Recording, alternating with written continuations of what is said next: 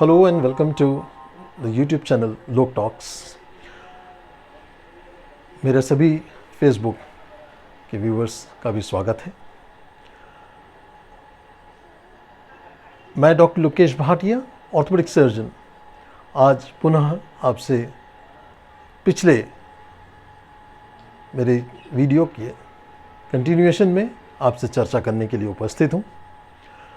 ये पार्ट 2 है fall prevention का, और आज मेरा पूरा प्रयास रहेगा कि मैं इसको हिंदी में करूं, क्योंकि बहुत अच्छा प्रतिसाद मिला है पिछले वीडियो का और लोगों ने कहा है कि आप पार्ट 2 को हिंदी में बनाएं और जो भी एडिशन करें कुछ इसी पिछले पार्ट का, पार्ट 1 का थोड़ा सा रिवीजन हिंदी में कर दीजिए, ताकि हमारे बुज़ुर्गों को हम हिंदी भाषा में एज इट इज़ पहुंचा सकें। तो आप सभी का स्वागत है। बहुत बहुत धन्यवाद उन सभी लोगों का जिन्होंने ये फीडबैक मुझे दिया है और एक एनकरेजमेंट फीडबैक मुझे प्राप्त हुआ है, उसका बहुत बहुत धन्यवाद। तो मित्रों, आज एक पहली चीज़ अपने को ये समझना है कि ये फॉल प्रिवेंशन की जो मैं चर्चाएं आपसे कर रहा हूँ वो मैं इस लॉकडाउन पीरियड में क्यों कर रहा हूँ।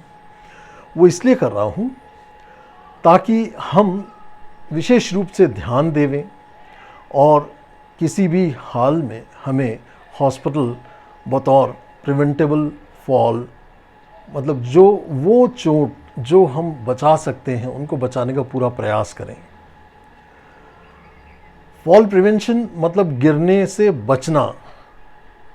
इसमें अपने को अथाह मेहनत इसलिए कर लेनी चाहिए ताकि हमें आवश्यकता ना पड़े हॉस्पिटल जाने की। आप जैसा कि जानते हैं इस समय एक कोविड-19 का जो खतरा मंडरा रहा है, घर से बाहर निकलना ही उचित नहीं है। चोट लग जाने की सूरत में बाहर जाने की अत्यंत आवश्यकता महसूस होती है, और इस समय हम बाहर से जो वायरस इन्फेक्शन लेकर के घर में आएंगे, घर के लोगों को भी संक्रमित करने का पूरा खतरा बना रहेगा। इसलिए मेरा आपसे विशेष रूप से अनुरोध है कि आप किसी भी हाल में फॉल प्रिवेंशन पे, मतलब गिरने के से बचने के लिए पूरे प्रयास अपनी तरफ से कीजिए। अपने आप को संभालिए, अपने पेरेंट्स को संभालिए, घर के तमाम सभी सदस्यों को आपने समझाना है, सही प्रैक्टिसेस की तरफ ध्यान देना है और रोज़ यही प्रैक्टिस आगे भी जारी रखनी है, ताकि हमें कम से कम आने वाले 6 महीने, और 6 महीने हमने अगर ये आदतें डाल ली तो हो सकता है कि हम बहुत सी इंजरीज़ को हम बच सकें। गिरने से जो इंजरीज़ रिपोर्ट हॉस्पिटल्स में होती हैं उसका परसेंटेज बहुत ज़्यादा है। आमतौर पे इमरजेंसीज़ में हार्ट एलिमेंट्स के अलावा सबसे ज़्यादा रिपोर्टिंग होती है घर में गिर जाने के कारण, और अक्सर लोग यही कहते हैं ध्यान चूका और हम गिर गए। तो आज मेरा आपसे विशेष अनुरोध इसी बात को लेकर के रहेगा, ये जो ध्यान चूकने वाली बातें हैं या जो छोटी मोटी चूक हमसे जो हो जाया करती हैं उनसे हमने बचना है, और किस तरीके से हम बचेंगे उन पे कुछ अपन टिप्स के रूप में हम चर्चाएं करेंगे।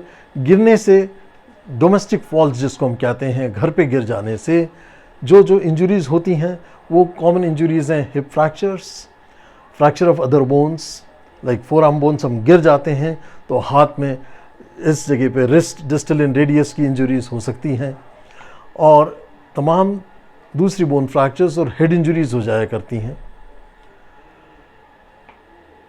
मेरे एक मित्र हाल ही में घर पर ही पलंग से नीचे गिर जाने से हेड इंजरी इतनी सीवियर हुई that he died on the way while reaching to the hospital.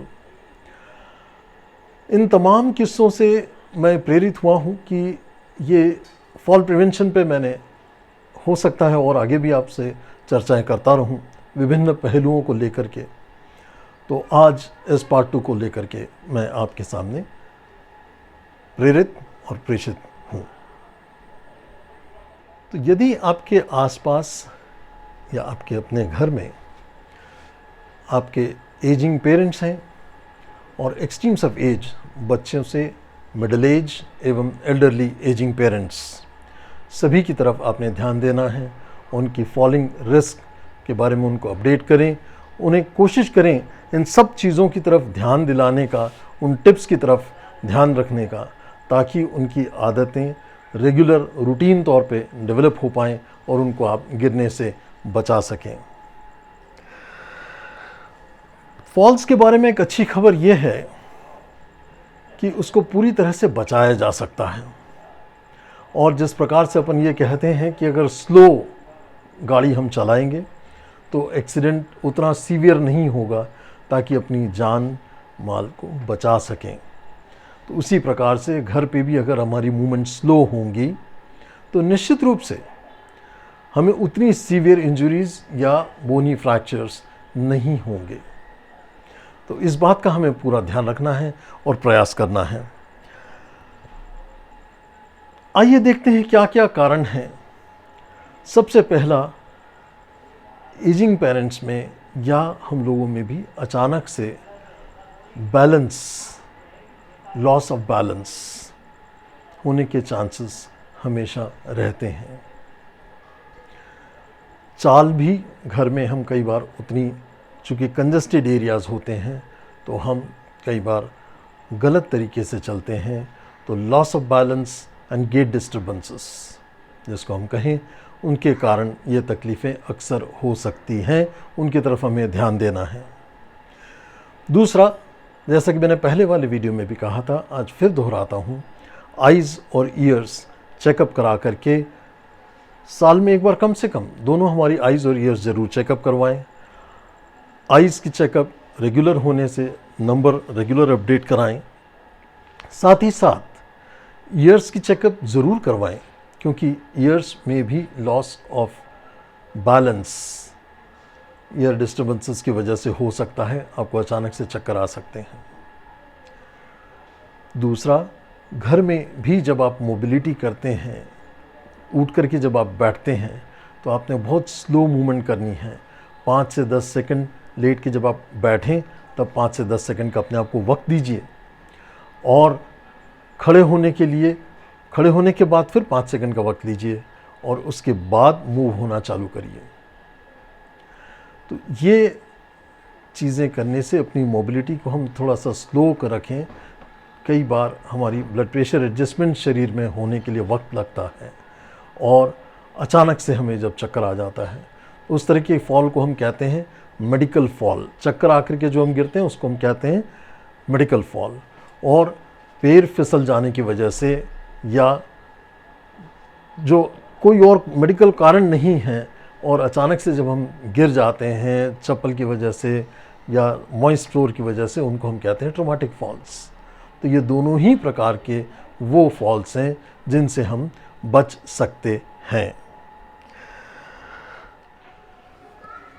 फिर आपने दवाओं की तरफ ध्यान देना है। कई सारी दवाइयाँ ऐसी रहती हैं जो हम अगर अनप्रिस्क्राइब तरीके से लेते हैं तो उनका एक एक साइड इफ़ेक्ट का हमें अंदाज़ा होना चाहिए।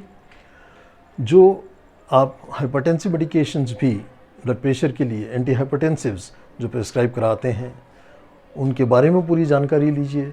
डायबिटिक पेशेंट्स जो एंटी डायबिटिक मेडिकेशंस लेते हैं, उनके बारे में पूरी जानकारी लीजिए। उसके साथ जो लिटरेचर आता है जिसमें पूरे साइड इफ़ेक्ट्स के बारे में पूरी जानकारी दी होती है, उसको ध्यान से पढ़िए। अगर डॉक्टर ने प्रिस्क्राइब किया है, आपने निश्चित रूप से लेना है, लेकिन ये ज़रूरी है कि आपने उन सब चीज़ों के बारे में जानकारियाँ होनी चाहिए।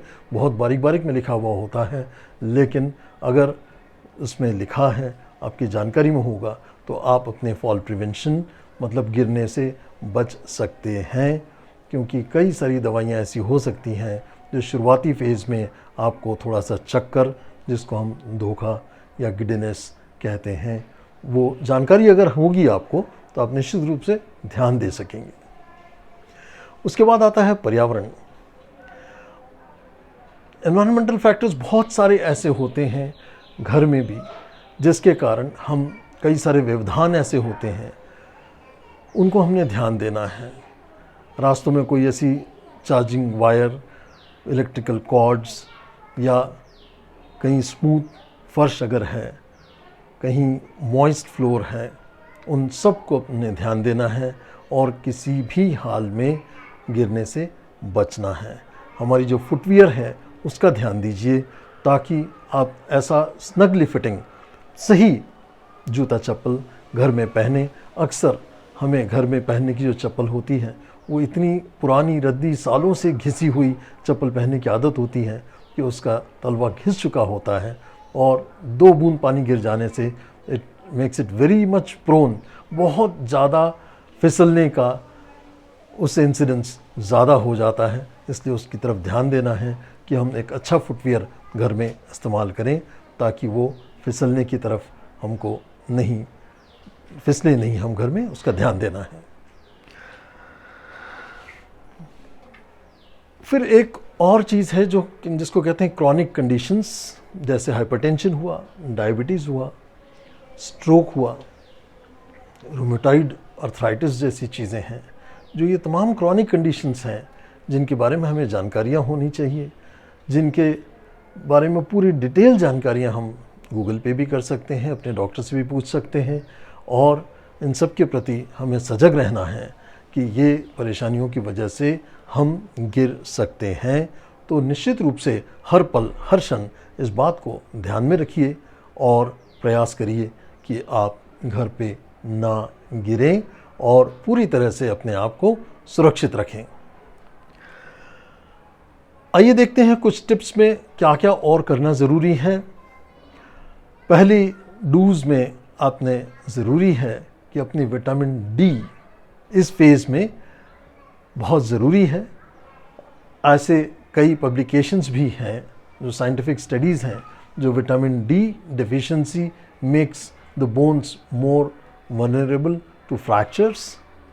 तो बोन्स को भी अपन ने स्ट्रॉन्ग करना है, प्लस इस कोविड-19 के जो खतरा मंडरा रहा है उसके चलते हमें विटामिन डी से इम्यूनिटी स्ट्रॉन्ग करने का भी मौका मिलता है। तो हमने ध्यान देना है किस तरह से अपनी इम्यूनिटी को अपने स्ट्रॉन्ग करना है। और विटामिन डी की डोसेजेस के बारे में अगर अपन चर्चा करें तो विटामिन डी के बारे में अक्सर लोग सोचते समझते हैं कि हम सनलाइट विटामिन है ये। आप खुद जानते हैं, समझते हैं कि हम कितना अभी सनलाइट को एक्सपोज होते हैं। एक बात की और जानकारी रखिए कि 50 इयर्स के बाद सनलाइट की एक्सपोजर से विटामिन डी की सिंथेसिस बहुत कम हो जाती है। इसलिए अभी तो मैं आपको ये रिकमेंड करूँगा, at least what ever your vitamin D levels में B, take at least 50,000 or 60,000 units of vitamin D capsule once in a week for at least coming 1 month. Next important vitamin is to strengthen your soft tissue system is to take vitamin C also. For 2 months time in a year, there is nothing wrong in taking vitamin along with vitamin D. Take calcium also, 500 or 600 milligrams twice in a day for 2 months at the max. That is enough, not long to be taken.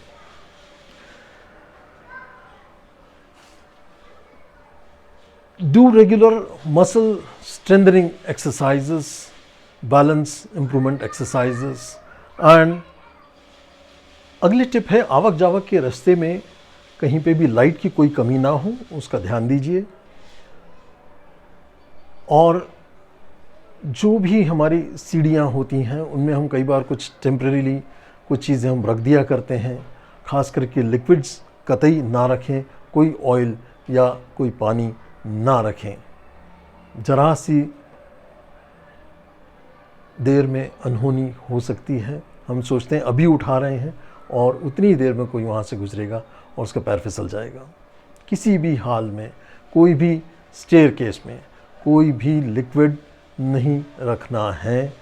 आप जब तक सोचेंगे कि हम इसको हटा रहे हैं तब तक ही दुर्घटना घटित हो सकती है। घर में कोई ऊपर नीचे चढ़ेगा या उतरेगा और वो फिसल सकता है।